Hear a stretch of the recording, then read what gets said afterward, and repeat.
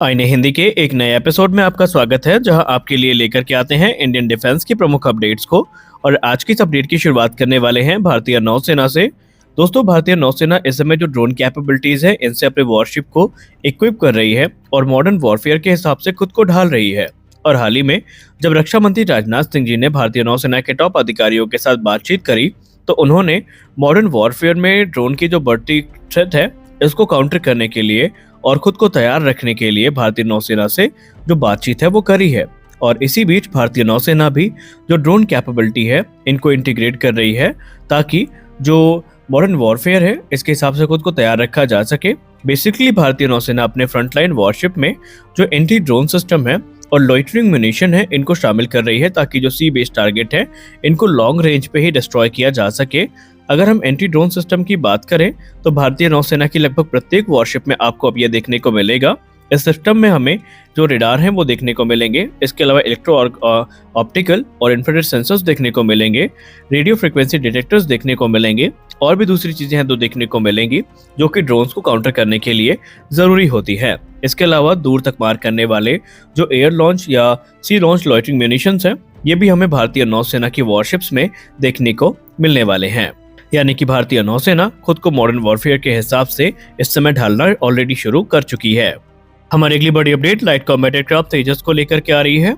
दोस्तों, तेजस की जहां तक बात रही, तो एज ग्रुप, जो कि यूनाइटेड अरब अमीरात की एक बड़ी कंपनी है जो कि डिफेंस मैन्युफैक्चरिंग के लिए जानी जाती है, उन्होंने अपना एक विशेष इंटरेस्ट व्यक्त किया है, जहां पर अल तारिक म्यूनिशन, जो कि स्मार्ट वेपन है जिसका निर्माण एज ग्रुप के द्वारा किया जाता है, इसको लेकर के एज ग्रुप ने एक इम्पॉर्टेंट अनाउंसमेंट करी है। और वो अनाउंसमेंट ये है कि वो भारत के साथ मिलकर के इस स्मार्ट म्यूनिशन को बनाना चाहते हैं। और बाकायदा एज ग्रुप के जो मैनेजिंग डायरेक्टर हैं, हमद अल मरार, उन्होंने मीडिया से बात करते हुए ये कहा है कि अल तारिक म्यूनिशन की जो टेक्नोलॉजी है, ये भारत को ट्रांसफर करने के लिए तैयार है। यानी कि भारत डायनेमिक्स लिमिटेड के साथ इस हथियार का जो लोकल प्रोडक्शन है, इसको करने के लिए जो एज ग्रुप है, ये इच्छुक है। और उनका कहना है कि ये वेपन लाइट कॉम्बैट एयरक्राफ्ट तेजस की जो स्ट्राइक कैपेबिलिटी है, इसको काफ़ी ज़्यादा एनहांस करेगा और इससे दोनों देशों को बहुत ज़्यादा बेनिफिट मिलेगा, क्योंकि ये जो कोलैबोरेशन होगा, ये भविष्य के जो नए वेपन सिस्टम है, इनके डेवलपमेंट में भी एक महत्वपूर्ण भूमिका निभाएगा। इसके अलावा एज ग्रुप और हिंदुस्तान एरोनॉटिक्स लिमिटेड दोनों जो लाइट कॉम्बैट एयरक्राफ्ट तेजस है, उसमें अल तारिक म्यूनिशन के इंटीग्रेशन को लेकर के भी बातचीत कर रहे हैं, जहां पर तेजस का इसे एक प्रमुख हथियार बनाए जाने की कवायद शुरू की गई है। आपको बताना चाहेंगे कि लाइट कॉम्बैट एयरक्राफ्ट तेजस को प्रमोट करने के लिए भारत एक के बाद एक जो नए स्टेप है, ये आगे बढ़ा रहा है। और अल तारिक जो स्मार्ट वेपन सिस्टम है, इसका इंटीग्रेशन भी इसी में से एक है। हालांकि आपको बताना चाहेंगे कि लाइट कॉम्बैट एयरक्राफ्ट तेजस को लेकर के भारत में ऑलरेडी काफी ज्यादा इस समय हलचल देखी गई है, क्योंकि हम और आप दोनों इस समय इसकी पहली उड़ान का इंतजार कर रहे हैं। जो पहला लाइट कॉम्बैट एयरक्राफ्ट तेजस मार्क 1A है, ये ऑलरेडी असेंबली लाइन से बाहर आ चुका है और किसी भी क्षण इसकी पहली उड़ान को आयोजित किया जा सकता है। रिपोर्ट में कहा जा रहा है कि तेजस मार्क 1A की पहली उड़ान अभी तक इसलिए नहीं हो पाई क्योंकि प्रधानमंत्री श्री नरेंद्र मोदी जी का इंतजार किया जा रहा है। जैसे ही वो टाइम निकाल कर आते हैं, वैसे ही इसकी पहली उड़ान का आयोजन उनके उपस्थिति में किया जाएगा। हमारी अगली बड़ी update advance medium combat aircraft programme को लेकर आ रही है। दोस्तों, सीसीएस अप्रूवल मिलने के बाद एमका प्रोग्राम में बड़ी हलचल देखने को मिली है और एक के बाद एक जो क्रिटिकल टेक्नोलॉजीज है एमका के लिए, ये विकसित की जा रही हैं। और इसी बीच एक बड़ी अपडेट सामने आई है एमका की स्टेल्थ कैरेक्टरिस्टिक्स को लेकर के। एमका को एक ट्रू एयर डोमिनेंस फाइटर के तौर पर विकसित किया जाएगा और इसके जो रेडार क्रॉस सेक्शन है, इसको कम करने का जो पूरा प्रयास है, वो हमें होता दिखाई पड़ रहा है। एमका में लो प्रोबेबिलिटी ऑफ इंटरसेप्ट टेक्नोलॉजी का इस्तेमाल किया जाएगा, यानी एलपीआई टेक्नोलॉजी इस्तेमाल होती दिखाई पड़ेगी, जो कि एक मॉडर्न स्टेल्थ फाइटर के लिए काफ़ी यूनिक मानी जाती है। जो एलपीआई रेडार है, ये बेसिकली मॉडर्न वॉरफेयर का एक अहम हिस्सा होने वाले हैं, क्योंकि ये एयरक्राफ्ट का जो रेडियो फ्रिक्वेंसी एमिशन है, उसको मिनिमाइज करने में एक महत्वपूर्ण भूमिका निभाते हैं, जिसकी वजह से कन्वेंशनल रेडार के लिए इन एयरक्राफ्ट को डिटेक्ट कर पाना थोड़ा मुश्किल बन जाता है। हालांकि अगर हम स्टेल्थ के लिए खाली एलपीआई टेक्नोलॉजी को ही जिम्मेदार मानेंगे, तो ये थोड़ा गलत बात होगी, क्योंकि एयरक्राफ्ट की स्टेल्थ प्रोफाइल में उसका जो डिजाइन है, ये भी एक महत्वपूर्ण भूमिका निभाता है। इसके अलावा जो स्पेसिफिक एंगल्स है, मटेरियल जो कि उसको बनाने में इस्तेमाल किए गए हैं, उनकी भी एक महत्वपूर्ण भूमिका होती है। इसके अलावा जो रेडार क्रॉस सेक्शन है, इसको कम करने में या रिड्यूस करने में जो रेडार एब्जॉर्बेंट मटेरियल्स हैं, ये एक महत्वपूर्ण भूमिका निभाते हैं। और इन्हीं सारे के कॉम्बिनेशन से जो एक स्टेल्थ एयरक्राफ्ट है, ये तैयार होता है। ये बेसिकली या तो रेडार वेव्स को रिफ्लेक्ट करते हैं या फिर रेडार वेव को एब्जॉर्ब करते हैं, जिसकी वजह से जो रेडार क्रॉस सेक्शन है ये काफ़ी कम शो होता है और इसी वजह से इनको इंटरसेप्ट कर पाना या डिटेक्ट कर पाना थोड़ा मुश्किल हो जाता है।